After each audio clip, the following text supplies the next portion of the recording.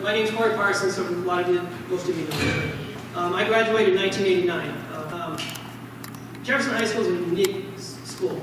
It's probably one of the most unique schools in the metro area, based on the size of the city and where the city's at. There's a ton of history here in the city. So as we kind of mold and put this stuff together, because a lot of people ask me, why are you doing this? And then, it always comes to that. It's to reunite people, to bring people together for this high school. And a lot of the alumni enjoy this. It's my satisfaction to see people come together in a group, and people that hadn't seen each other. Generations in this high school stay together. We have the 60s, we have the 70s, we have the 80s, we have the 90s. And it's probably the only high school that has this kind of network. Tonight, we wanted to do first responders, and that's what we're doing. Those first responders that really have made an impact in their communities are here. We have some of the greatest alumni, in my opinion, that went to this high school. We're probably the only high school that has 2 high-ranking government officials in our state. In Brian Boatwright as a Colorado Supreme Court Justice, graduated in 1980. And Ed Perlmutter, which is like he's in his 6th term as a congressman, and graduated in 1971. I'm going to turn it over to Joel and have Joel explain kind of what his collective is and what his initiative is. So I'm going to give a little bit of the Jefferson update. Last night was prom for Jefferson. So the principal, Michael James, I let him know what was happening, but obviously he's not here because they were up really late. And you all know, once you pass like your 20s, there's no way you can stay up for prom and do anything of substance the next day. So that's why he couldn't be here. But first of all, I want to thank all of you that are first responders. I'm a police chaplain with Wheat Ridge PD and here with Edgewater PD, and get to do ride-alongs and get even a small taste of what you all that serve, what you go through, and just know a lot of the mental health struggles and stresses and all that. So when Corey said we wanted to honor first responders, I jumped at that, because you all deserve to be honored and thanked for that, especially since you came from this place. So a few quick things on the Jefferson front, and I'm going to look at Oscar if I forget anything. So you are sitting in a room right now on seats that you probably sat in when you went to Jefferson. And that's sad and a little maddening for me as a parent that has a 7th and 8th grade. But the great thing is that the school district and all of you that are Jefferson County voters passed a mill and a bond, which meant that Jefferson actually gets some like multi-million-dollar investments. So I've learned enough of the history of this place and this community to know that for about 30 to 40 years, there's been a fear that Jefferson will be closed. There's junior highs that have closed, other schools that have closed. So it's dying for millions to be put into Jefferson. So finally that rumor can be put to rest, that Jefferson will not be closed. So right now, the school, parents, students are doing a lot of thinking and dreaming of what Jefferson will become. And right now, it really looks like the district will invest quite a bit of money into the arts pathway, kind of STEM, so science, technology, engineering, math, but then arts. So a big part of it is going to be a huge renovation of this space that you're sitting in right now. And in the fall, those of you that might have been theater folks, in the fall, we're really pushing to start a theater club finally. I don't know when the last time there was a theater production here. Oscar, do you know? That's a sad question. It's probably been a really long time. There are students here that deserve to have a theater program and are pumped for one. So hopefully the next time, maybe, fingers crossed, that we might do something in this room. A year from now, you might actually be sitting in a newer looking theater than right now. Don't look at the ceiling. That will show you the need for it. So I just want to let you all know that Jeffco Public Schools should have done something in this building years ago, but now finally they're going to put a lot of money in here and you'll see a lot of big investments in this school, and it'll continue to be the junior high and the high school for this community. So I want to thank you all for coming. At the end, we got to make sure we show them the graphic for the golf tournament. We're doing a golf tournament in June, but we'll announce that at the end. That's kind of our next big event. But thank you all for being here. Your investment in this place is huge, and it's a huge encouragement to the teachers. So thanks for coming out, and thanks to Corey.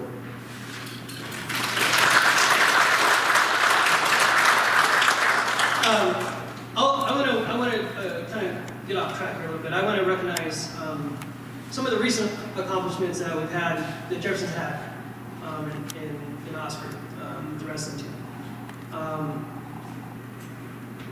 What I love about Oscar the most is, one, he's an alumni. He graduated in 1998 from here. But when you meet Oscar, and I've got to know Oscar over the last probably 3 to 4 years, and we talk probably 2, 3, 4 times a week. And his passion is a reason that you become proud to say that I'm a Jefferson Saint. And the dedication that he gives to his school and his wrestlers is absolutely phenomenal. And I say that because he deserves so much credit, because his heart is so much into his team that, unfortunately, I wanted some of his wrestlers to be here that actually won state this year. He's got one that won state a couple years ago. But I want Oscar to come up and kind of talk about his wrestling team in the direction that they're going, because he really deserves a ton of credit. Because even outside of the wrestling coach, what a tremendous husband and a tremendous father that he really is. So I want to bring him up and have him say a few words about his team. This is Oscar Fonseca. Hi guys, thanks for being here. I graduated in 1998 from Jefferson, and I played baseball, football, wrestled. I only wrestled because I wanted to impress my baseball coaches. That was my favorite sport. And then I ended up wrestling in college, and I came out of here and graduated from UNC in 2002. Decided going to teaching, and then I changed my path a little bit and got into. I work in the Title I office now with Jeffco. So I've been around this area for the last 20-something years, and I love this area. I love the community that we have around here, and the kids.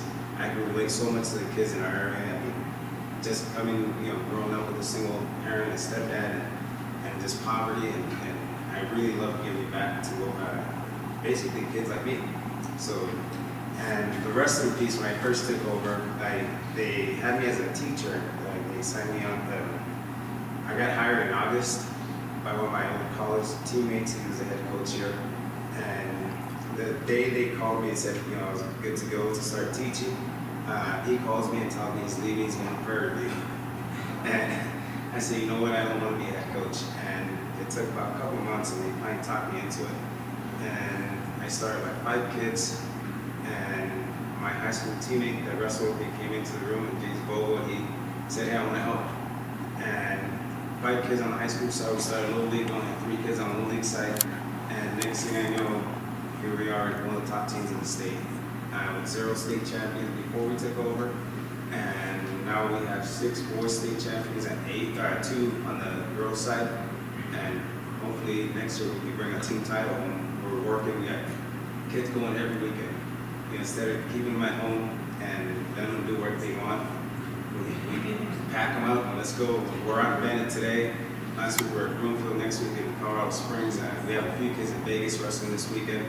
And it's really neat to see them all come together. And that same feeling that I had in family when I came here.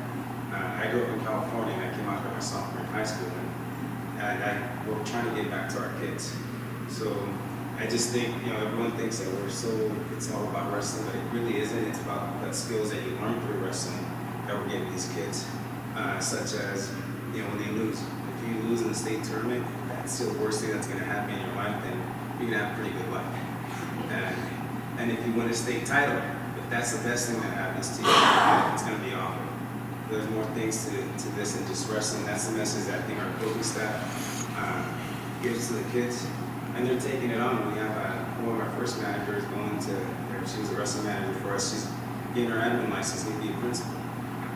We got other kids, they're looking to be the electricians, pediatricians. They're going to school. They're they're completing something. That's what we want them to have, those skills through wrestling. That when things get hard, you know, a loss in the family, anything, divorce, bad things that happen, you can always pull through.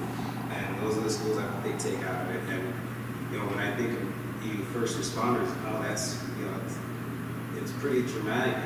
Some of the stuff that you guys have seen. And we had a kid last year that he was a state champion this year, but the year before he was in a car accident. And his sister, one of our other wrestlers, and they happened right behind me. I made a left on 32nd, and we got our kids got T-bone. I saw it right in my rearview mirror, and that was pretty shocking. I mean, it just in that I still look back, and it's pretty scary. So I want to thank you guys for being here and speaking, and you know, I appreciate what kind of family we have around here in Jefferson. So thank you for coming.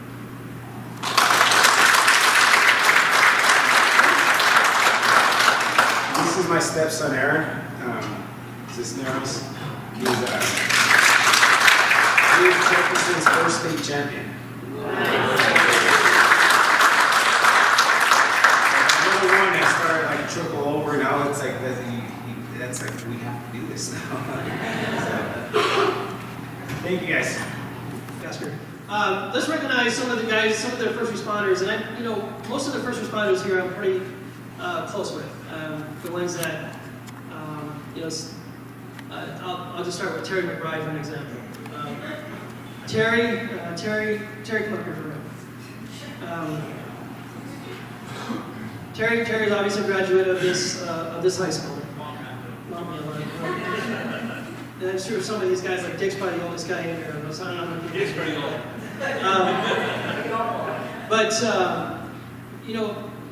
When I met Terry back in 1990, he was my first boss for a Checker Auto Parts store when I graduated. And I got to know Terry at that point, and obviously Terry taught me a lot of managerial skills. I didn't realize he was actually the chief of the fire department at that time. It was a complete, voluntary fire department, and when he retired, they took the fire department out of Edgewater, and they gave it to West Metro. But he was the last acting chief of that fire department. Terry's one of the ones that is the last of the Mohicans with the Edgewater Fire Department. I appreciate him and his family and what they've done, because I've got to know them over Vicky, and Vicky's part of the Booster Club now, and I see his mom's back there. And Colleen works for the Rockies for, almost a long time. So you ever want tickets, so you have a coin. So, anyways, but I think for coming, Terry, I appreciate it.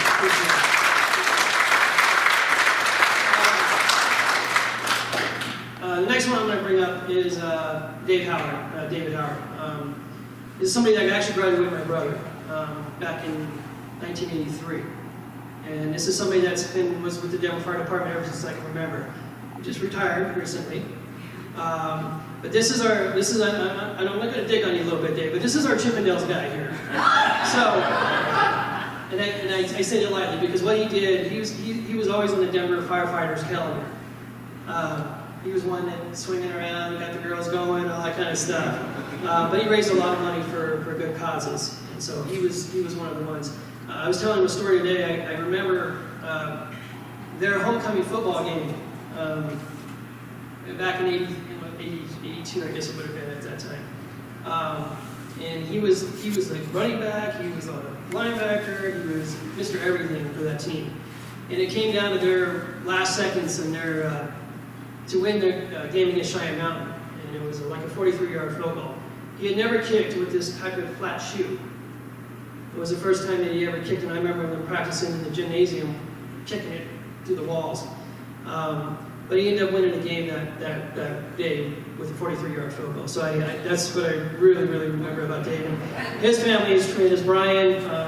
His brother's done very well in his life, and Dave's served our communities in Denver for a long time and now retired. Come up, Dave, and we'll recognize you.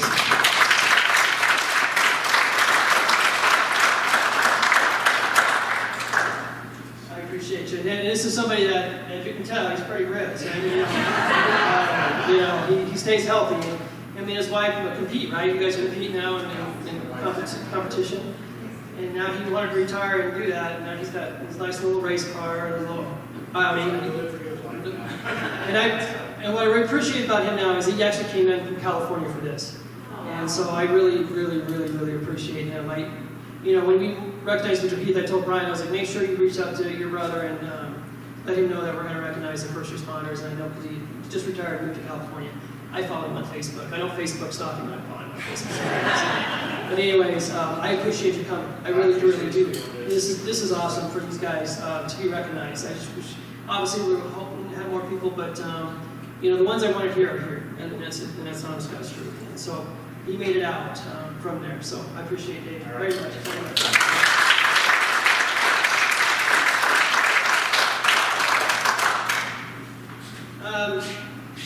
Next one I'm going to recognize because she actually protects our state capitol right now. She's down there making sure that orders in straight line, and somebody that I actually grew up with when she graduated a year after I did. But I dated her best friend when we were in high school, and so I want to recognize her as well. She actually came in uniform today, so Karen, I really appreciate that. But this is somebody that she's a pretty tough girl. So I have to recognize her. So come on up, Karen. This is Karen Sutherland.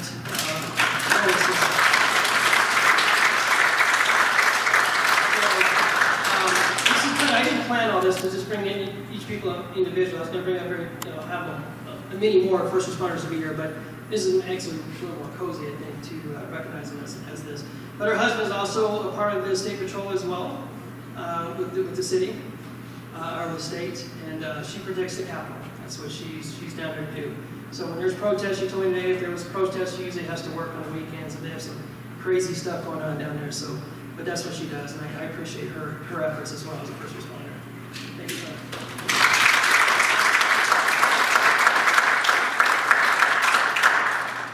David Doucette, I'm going to recognize David because he came the farthest.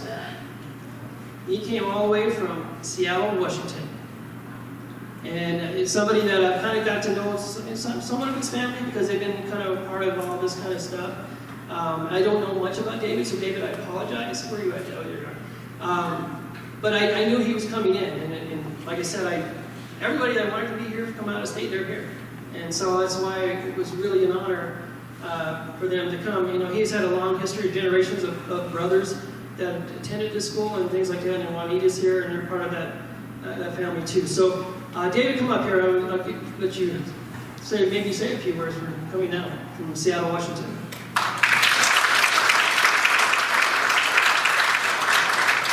I appreciate you coming out. I was hoping to have a little more of a theatrical setting, but it's important, and it was important for I think a lot of you guys to see these guys, these first responders, really come out today. But I appreciate you coming all the way to be recognized, and it needs to go. It's well deserved for the service that you served up in that community as well. Thank you for coming. I appreciate it. Thank you. Thank you.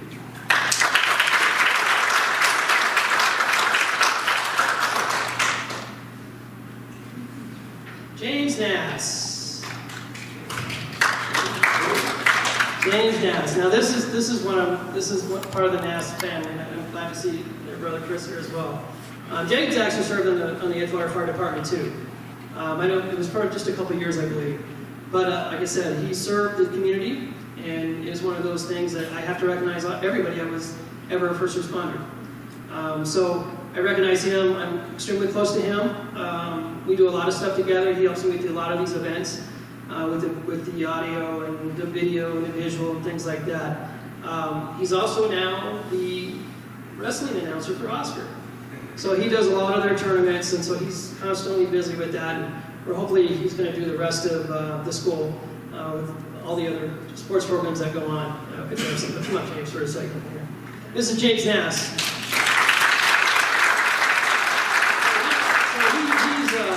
So he's done a lot of things in his life, and graduated from here in 1977. And the Nass family's here as well, and I'll recognize his brother here in a second. So. But he's done a lot. He does a lot now with the school, and because of me, I would assume that he does out in school. But I appreciate him so much because when I need something, I can rely on him to be there to do it.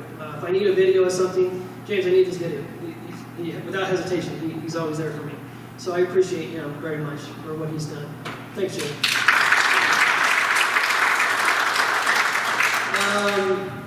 There's one from Colorado Springs that just came in. Leroy Bruce? Come on, Leroy. I don't know much about you, but you're here. So let's get you recognized. In fact, if you're okay, I'll let you speak into.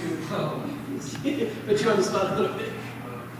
Been with City Colorado Springs 19 years now. Grew up in Wheat Ridge. Was a volunteer for Wheat Ridge for 12 years. So I left volunteer, went to Red Rocks Community College, got my degree in fire science technology, got hired by the City of Colorado Springs, and been there ever since.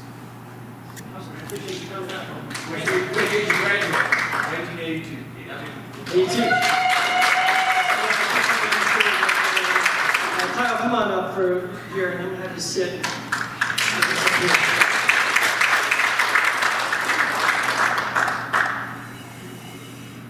John graduated in 1980 from here, John Clausen. Just newly retired. Yes, newly retired for what, 2 weeks? 2 weeks. 2 weeks. He's part of the Clark County Fire Department out in Nevada there, and was in that kind of Put the wrestlers back up. hostage situation. So, anyways, John, come on up, John.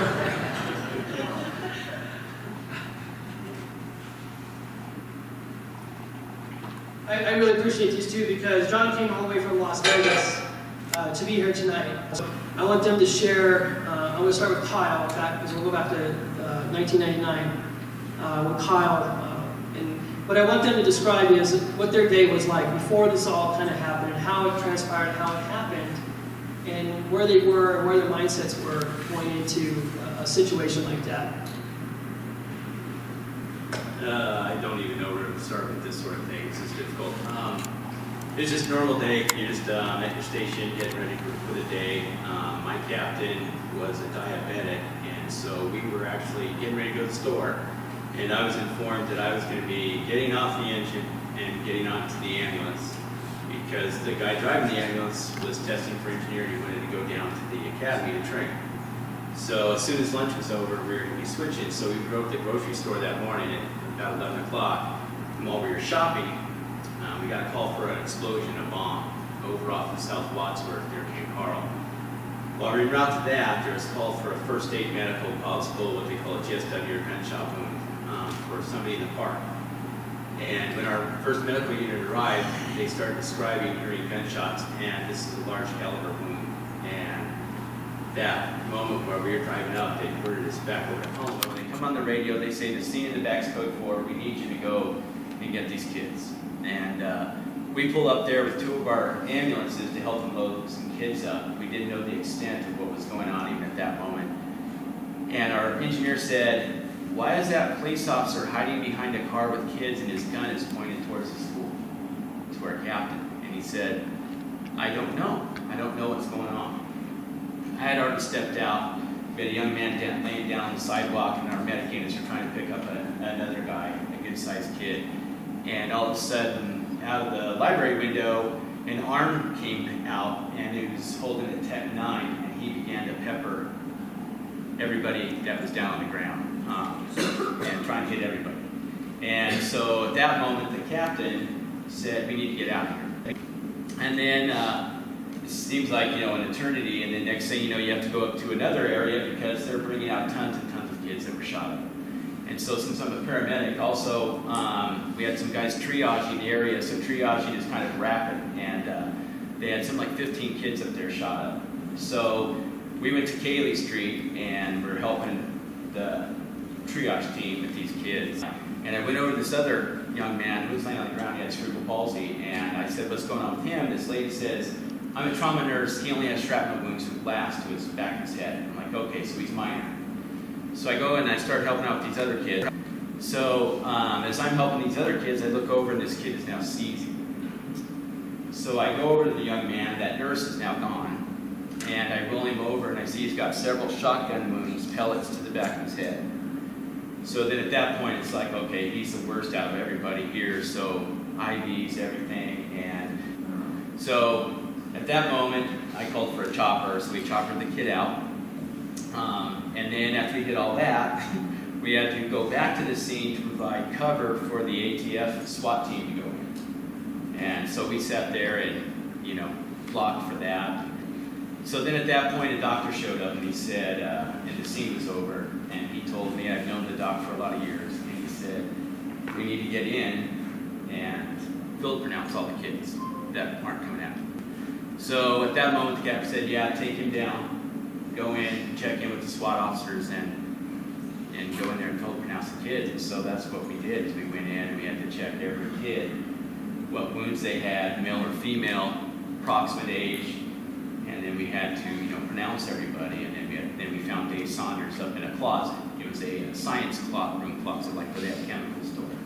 He was laying down there. He was dead. And so he was the one that was bleeding in the science room that they had signs posted up. You know, it's kind of crazy. I mean, every year there's that memorial, and this 20-year memorial. What's really hard for, I think, for every first responder that goes through that, is that you're at this height during every scene that you go on, especially these big ones, and you're up here, and then all of a sudden the scene's over, and now you got to go back to this level, and you got to respond to another call, and you have to act appropriately, you have to do everything appropriately, and that's where it's kind of hard. It's this roller coaster ride of emotions that you kind of go through, and it gets difficult. You know, because at the end of this, about a week and a half later, all the kids had to get all their backpacks. I mean, it was just a sea of backpacks everywhere. So they took all the backpacks into the gym and they lined them up and filled the gym up with all the kids' backpacks. And they were allowed to go into school and pick these backpacks up. And I was approached by a gentleman and he said, hey, is it okay if you talk to this woman and this gentleman? And I said, okay. And I said, you know what it's about? And they're like, no, but they wanted to talk to you. And so this woman walks up and she said, I'm Dan Warrenbach's son, or mom. And she said, can you tell me how my son died? And that, what kind of a question is that? You know, I mean, it's kind of puzzling. And you're sitting there and I said, okay. And I go, what are you wanting to know? And she goes, how did he die? And I said, well, he had a bullet wound right through his left armpit. And I said, it looked like it killed him instantly because where he fell, he died instantly. And I said, there was no blood on the ground. They used to show that, if you remember that scene, that area, they had a scene of this little young man, he was a very small guy, laying on the sidewalk, and he was passed away, and there was a stain next to him. Well, that was his Coke. He loved Coke, and he dropped it the second he got shot. And he died instantly. And this woman hugged me and began to cry and thank me. And I couldn't, I just stood there. I hugged her back, but I didn't know what to think, didn't know what to say. But she just kept thanking me for telling her that her son didn't suffer, I guess. So yeah, so I mean, those are the type things, you know, you go through. It's really difficult. Wow. And that's the human side of it. And it's hard to, sometimes it's hard to accept. John? Thank you. The night of 1 October, it was about 10 o'clock at night.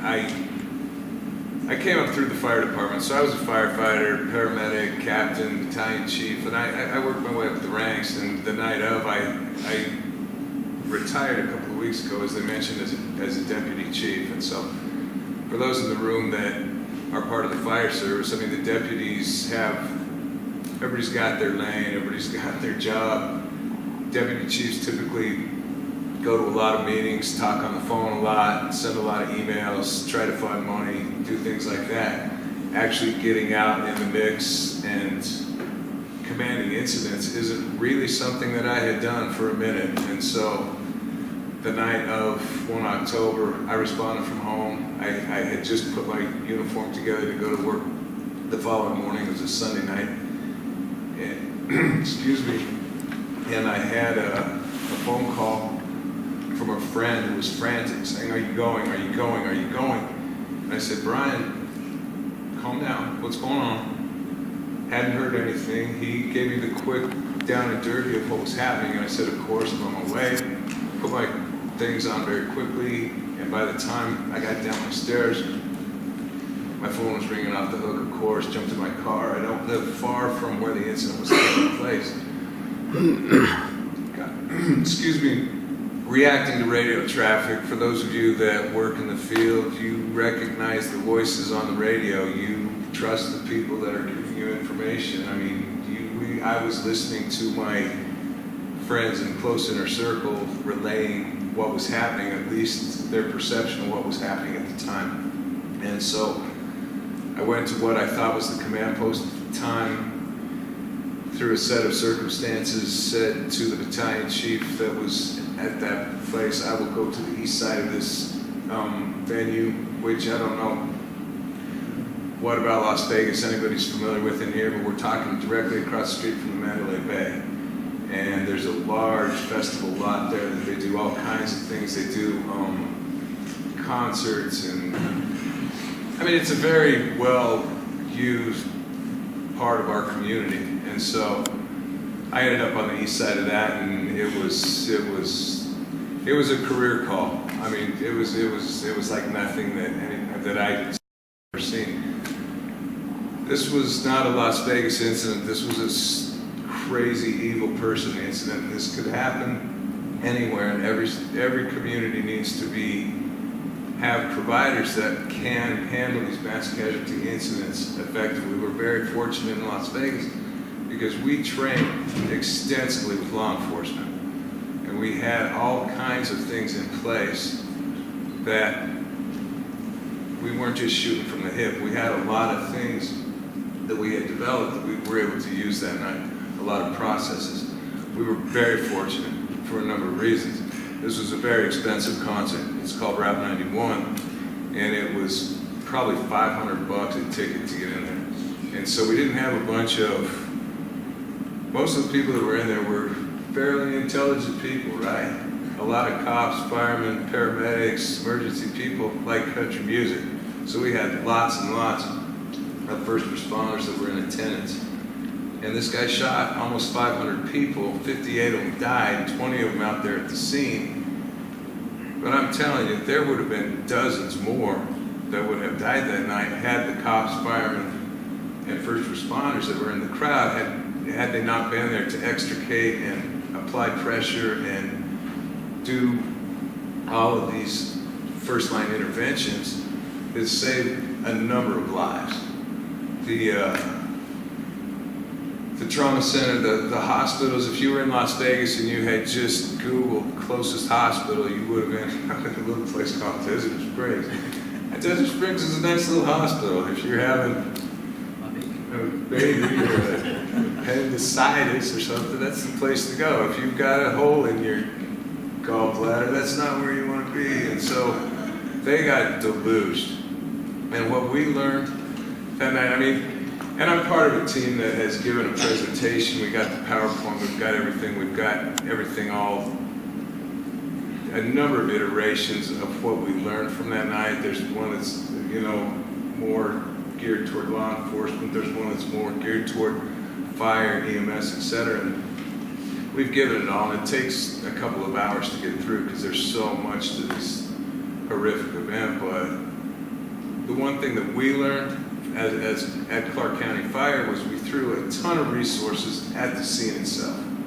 And what we will do next time, and we've already worked through the state legislature to enact things like this, is to put our resources at the hospitals to assist with those triage and assessment and crowd control and all of that, as opposed to just, we were throwing everything we had at the festival lot at Route 91, but this incident was moving past us at 100 miles an hour. People were literally running for their lives. And what happened was he shot all these people at the lot, and then everybody went to New York, Excalibur, Mandalay Bay, Caesar's Palace, pick a place, Denny's, Hooters, Tropicana, the airport, and picked up their phone and said, I'm at the airport, I've been shot. I'm at Denny's, I've been shot. I'm at MGM, I've been shot. I'm at Caesar's Palace, I've been shot. I got a guy shot at New York, New York. I got a guy shot at Excalibur. And so, like I said, I was listening to people. I mean, I trust these people. These are people that, engine 15 respond on a house fire. You don't say, oh, that's not really a house fire. You believe what you hear, right? So we've got an active shooter at MGM. We've got an active shooter at Tropicana. We've got an active shooter at Caron Airport. We've got an active shooter at New York, New York. We've got an active shooter at Hooters. We've got another active shooter at Tropicana. And we were just like, what in the hell is going on? We honestly thought it was like the Mumbai, India attack, where this was some coordinated terrorist event where we had dozens of people shooting our guests and citizens all at once. And so it was unsettling. It's at this point in the presentation when I look around the room and I look at the fire chiefs and I say, Chiefs, help me. What would you have done? I mean, I was right. And like I said, I should have been in a command post a half a mile away. That's where deputy chiefs go. I was not a half a mile away. I was right at ground zero. And it was life-changing. It truly was. But because I went to Jefferson, everything turned out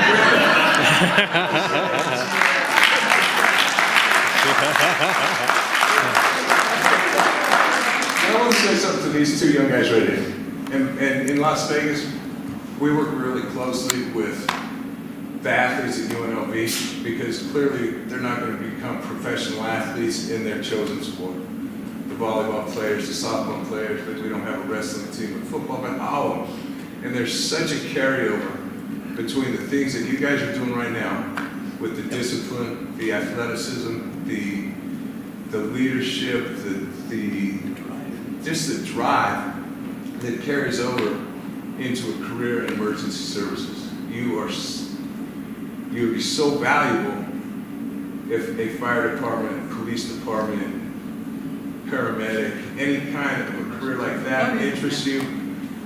You guys are absolutely what this industry is looking for. And it's remarkable because the number of applicants has dropped so much. I mean, it's hard to find people to come and apply.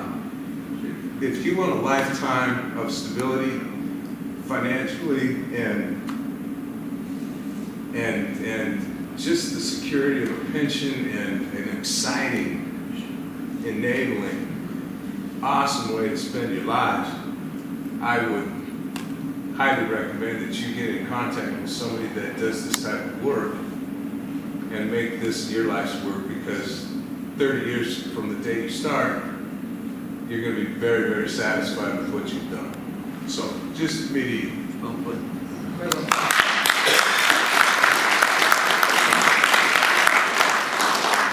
It's amazing. Like you said, they went to Jefferson High School. And I don't think there's a school in the metro area that has this, that have these heroes.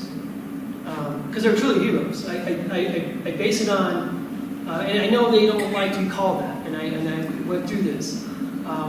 But Dave, Terry, Leroy, David, you're heroes. You guys are heroes to the community. You serve and protect. You listen. You have a creed that you went through. You guys would do the same thing that they did, and they had to do at the time. And that's why this is an important day. It's a special day for these guys. I wanted a larger crowd. I wanted this to be recognized that what these people go through on the level of on the human side of it. Because you don't ever hear it. You just hear, oh, the media is telling us this cop got shot or this cop was ambushed, and we glorify the negativity of what these true heroes really are. And the only time that they ever get recognized is if we have a catastrophic event. But it seems that way. But what makes it special is these guys are alumni of this high school. And it makes you proud to say that you're a saint because of it. Because of guys like John and Kyle, and what Oscar does within the community here at Jefferson, keeping these kids straight and getting on their butts and making sure that they're out wrestling every weekend and they're not sitting at home playing video games and doing things like that. It's an honor for me to put these things together. It's a satisfaction. It's very significant for me to put these and bring these people together. Kyle and Dave hadn't seen each other for a long time, and you see them talk, and it's a brotherhood. This is sainthood, and it really affects, and that's what I don't want to lose. I guess I'm going to bring up one of my classmates. She's a national coordinator for events for AMI. So fun fact. So I'm class of '89. Just for all you firefighters, I want to tell you a story. So it makes me really sad that there has not been a production here in a long time, because this is where I lived, was in this theater when I went to school here, and we did a production of Grease up here on the stage, and they let us smoke. Because it was part of the So there was like 20 teenagers up here with cigarettes and lighters for days. We talked them into letting us smoke during rehearsals. You know, it needed to be real. Anyway, I was just remembering that while I was sitting here. I was like, wow, it really was the 80s. So, I work for AMR. I worked in HR for a long time. AMR is American Medical Response. If you're a first responder, you know who we are. We're nationwide, and I just recently took a position.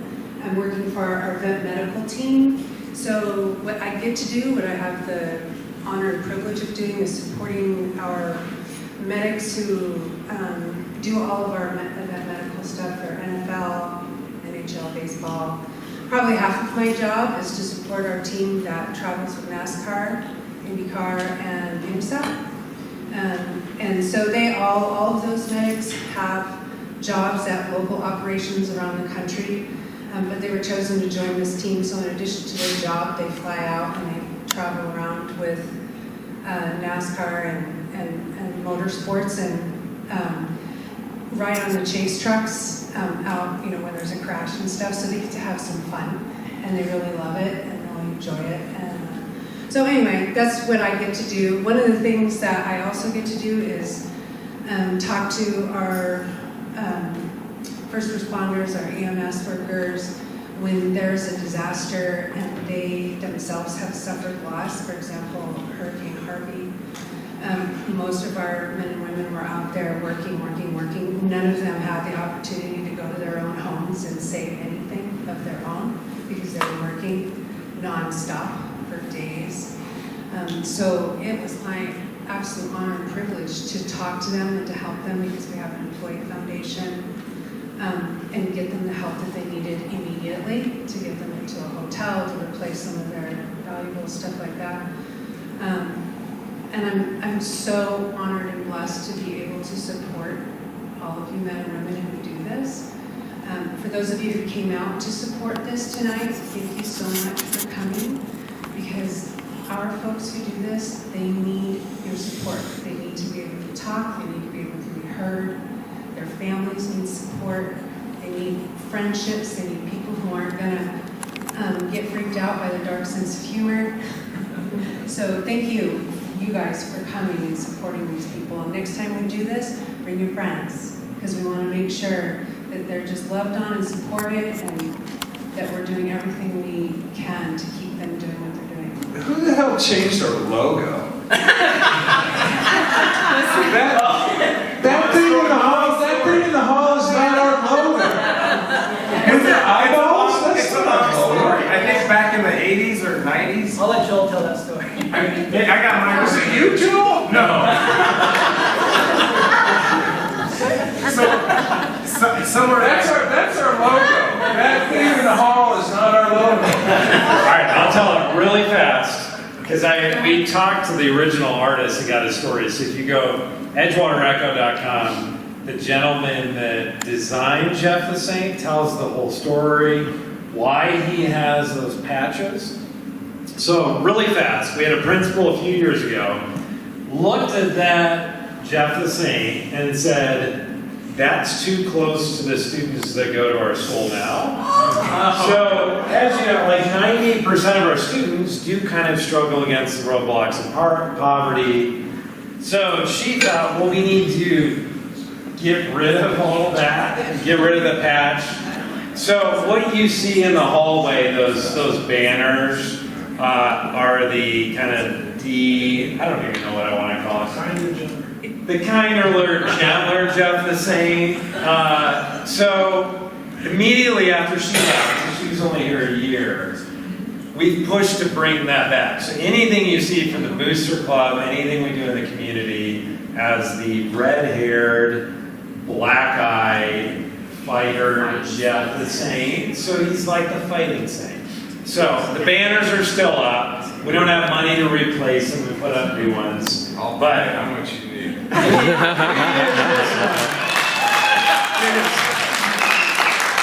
This is Jeff the Saint. The stories that you all had, Edgewater's been a working class town since it began. Our students now are working class students. They're the same stories, even though they might look a little different. So that's the one we use around here now. So don't look up when you're walking. We actually, in the 90s, they put the fleur-de-lis on helmets. Yeah. And I don't know why, but that's what got stuck with us when I came to school here, as well as St. Jeff. So we had two versions of it. And then Aaron came through, and he designed his own logo. We call it Rising Above the Rest, with the fleur-de-lis on it. We didn't go away from the St. Jeff. We just use both logos now, is what we do on the wrestling side. And we put the St. Jeff, we have on the new singlets, new uniforms this year, and we kind of alternate. If it's not on here, it'll be on the patch here, and it just switches for us. So, there you go. Sorry. But it should have stayed in the middle of the gym, though, the St. Jeff. I don't know what happened there. So, have you ever noticed, and I'm just going to say this because I know you're the only guys who can understand, going to Jefferson, people ask you where you go to high school, you say Jefferson, and they go, TJ? Yep. Where's Jefferson? Edgewater. Where? What? What's Edgewater? And by the way, Chief, if you want to post yourself for a job as a recruiter, I'm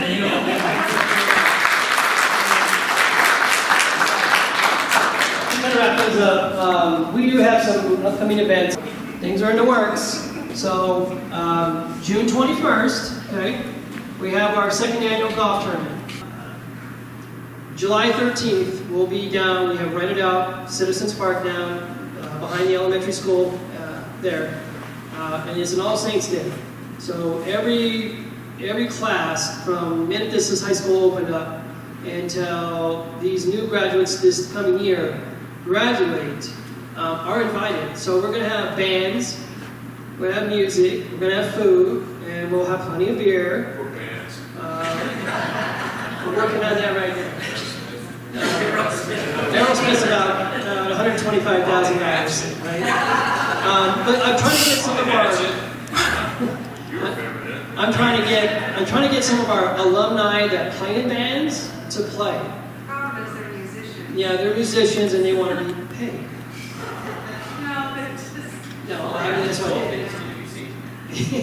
Actually, they're up at, I think they're playing at the Arvada Theater sometime this summer. We can either change these banners or we can pay the band.